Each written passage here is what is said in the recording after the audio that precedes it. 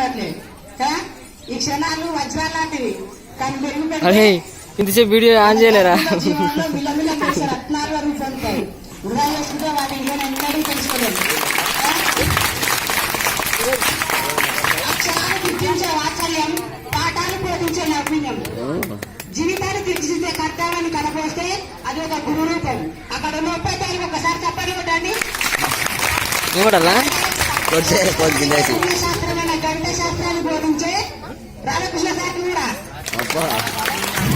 అలాగే 21st century king of the subject English ను బోధించే మేడం అరే బాబు సార్ కూడా. సో ఈ ఆధునిక భారతదేశంలో ఉపాధ్యాయులకి బృహత్తర పాత్ర. మనిషిని ఉన్నతమైన విస్తారమైన జ్ఞాన ప్రపంచం వైపు క్రమక్రమంగా పయనింపజేసినే నిజమైన విజ్ఞాన శాస్త్రం. అది ఎవరు చేయాలంటే అక్కడ ఉన్న ఒక ఉపాధ్యాయులు మాత్రమే చేయగలరు. ఏ రాజకీయ నాయకుడు ఎవ్వరు చేయలేరు.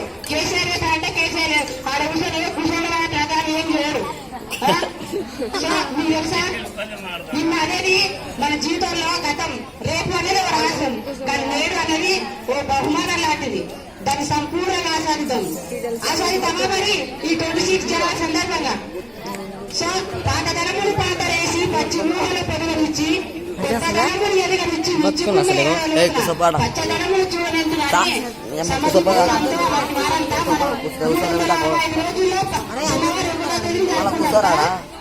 అది అలాంటి వారంతా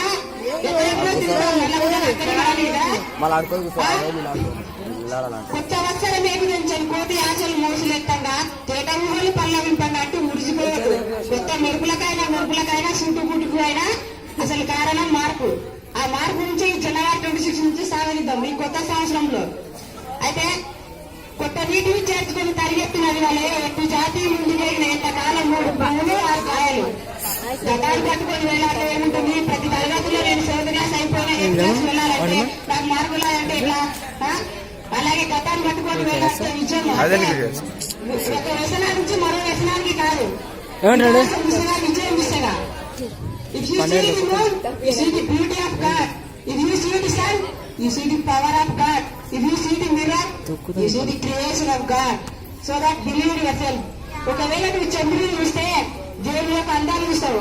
ఒకవేళ నువ్వు సూర్యుని చూస్తే దేవుని యొక్క అద్భుత సృష్టిని చూస్తావు. కనుక నిన్ను నువ్వు నమ్ము. సో ఈ ఆశయం వారి ఆశయం లేదని రేపు వసంత శోభగా ఈ శిశిరంలో చిరులేరు పీల్చిన కోతులమ్మ